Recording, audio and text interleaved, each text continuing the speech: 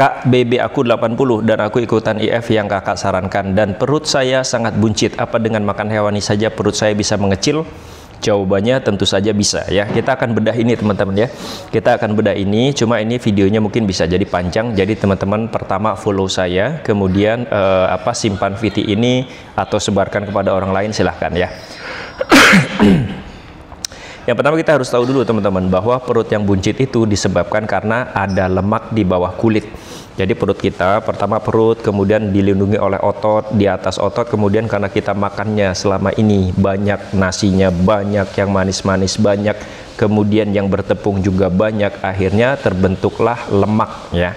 Jadi kalau teman-teman tahu ya, setelah otot baru lemak. Nah, lemak ini ya, setiap hari kita makannya banyak terus, lama-lama lemaknya semakin banyak, semakin banyak, semakin banyak, semakin banyak, sehingga perut kita membesar ya, dan kemudian buncit. Nah, bagaimana agar perut kita tidak buncit ya? Agar perut kita tidak buncit, yaitu salah satunya adalah kita harus menghilangkan lemaknya gitu. Kan yang bikin buncit kan lemaknya. Jadi agar perut kita nggak buncit ya kita hilangin lemaknya. Nah, cuma banyak orang yang kemudian salah kaprah. Oh, ini kan gara-gara lemak. Oh, badanku gendut gara-gara kebanyakan lemak. Ah, ini berarti aku nggak boleh makan lemak gitu kan pikirannya kan? Ya, kemudian apa? Kalau beli daging, maka yang lemak-lemaknya itu dibuang. Kalau makan ayam, kulit-kulitnya dibuang. Kemudian pilih yang dada ayam, tapi nggak mau makan yang paha, nggak mau makan yang sayap, ceker, dan sebagainya. Kemudian kalau makan, nggak mau yang digoreng-goreng, maunya yang direbus, dikukus, ya kan? Karena tadi beranggapan bahwa badan saya gendut karena lemak, perut saya buncitnya karena lemak. Lalu kemudian karena kita berpikir bahwa lemaklah yang bikin kita gendut, lalu kemudian kita menghindari lemak kan gitu ya, atau fat.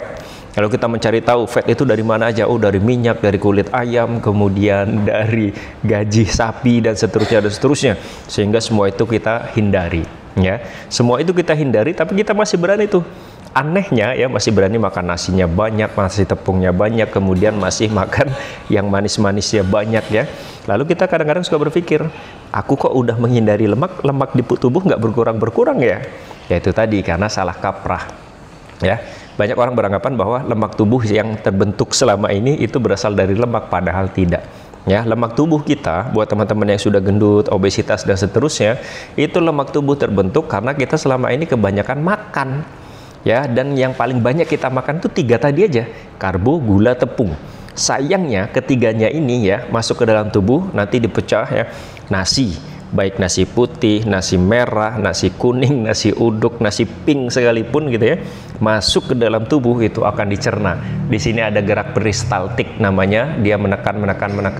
Kalau pencernaan pertama di mulut ya, masuk ke mulut ya, kemudian dikunyah, masuk ke sini, kemudian ditekan, kemudian di lambung, keluar asam lambung dan sebagainya untuk mencerna makanan. Ya nanti kalau sudah hancur, masuk ke usus halus akan diserap nutrisinya. Nah, semua tadi itu ya, nasi, nanti kalau sudah dicerna lewat semua sini, di usus yang diserap itu glukosa. Ya, jadi kalau kita makan nasi apapun itu, nanti nasinya diserap tubuh, nggak mungkin kan masuk ke dalam darah masih dalam bentuk nasi, bentuknya adalah glukosa. Tepung, misalkan kita makan bakwan, nggak manis ya, bakwan itu nggak manis tapi gurih, masuk ke dalam tubuh, dicerna dan sebagainya, iya nanti masuk ke darah jadinya glukosa. Ingat ya, nasi jadinya glukosa kalau di darah, tepung jadinya glukosa kalau di darah. Lalu kemudian makan gula ya, baik gula pasir, gula merah, gula aren, gula jawa, dan gula yang lain, masuk ke dalam tubuh apapun jenisnya, nanti pasti di darah jadinya glukosa. Ya, kemudian apa lagi? Makan buah-buah yang manis itu ya. Kita makan apel manis, pir manis, buah naga manis, durian manis, pisang juga manis ya. Masuk ke dalam tubuh, nanti masuk ke dalam darah jadinya adalah glukosa ya, dari fruktosa. Fruktosa, gula buah, itu juga gula, naikin gula darah. Nah, sebuah makanan ini kita makan banyak setiap hari ya kan. Cobalah orang-orang yang masih makan nasi gula tepung, itu biasanya gampang laparnya, sudah makan banyak tapi nggak kenyang-kenyang ya kan, udah itu ngantuk dan seterusnya ya. Nah, lama-lama karena banyak, akhirnya kelebihan nih tubuh kita ya, kelebihan glukosa, karena glukosa masuk dari nasi jadi glukosa, tepung jadi glukosa, gula jadi glukosa, buah yang manis jadi glukosa.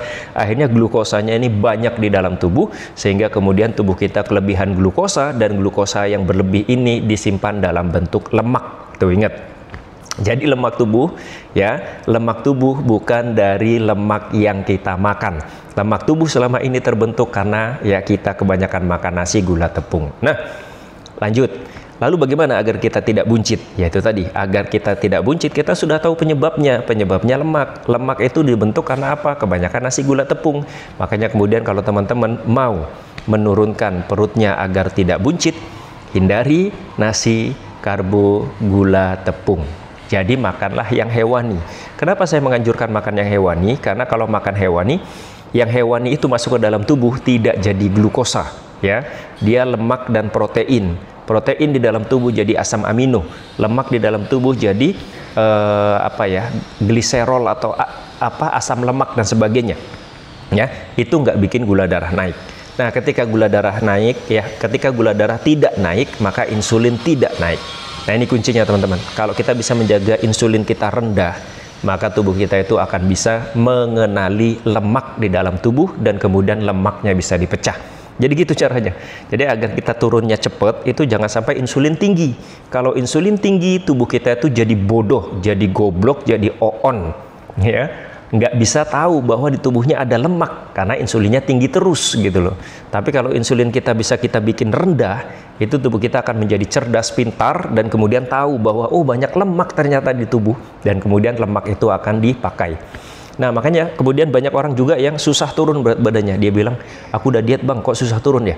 Bisa jadi ya, mungkin mereka diet tapi yang dimakan itu tetap bikin insulin naik gitu. Yang dimakan tetap nasi, gula, tepung, walaupun jumlahnya mungkin nggak banyak ya, tapi itu bikin insulin tuh naik. Nah tadi kalau insulin naik, tubuh kita nggak bisa memecah lemak gitu. Maka kalau perutnya pengen tidak buncit, jaga gula darahnya agar selalu rendah, jangan makan karbo, gula, tepung berlebihan ya, karena itu bisa bikin gula darah naik dan insulin naik sehingga tubuh tidak bisa memecah lemak gitu kan. Nah, kemudian kalau ini dilakukan terus-menerus, maka lama-lama lemak di tubuh akan berkurang dan perut juga pasti akan rata ya. Saya dulu juga buncit teman-teman. Ya, dulu saya buncit, lemaknya banyak, sekarang alhamdulillah perutnya sudah rata. Cuma memang kabar buruknya, perut itu bagian terakhir ya. Perut itu bagian terakhir. Setelah lemak yang lain berkurang, perut bagian terakhir ya. Jadi butuh kesabaran gitu.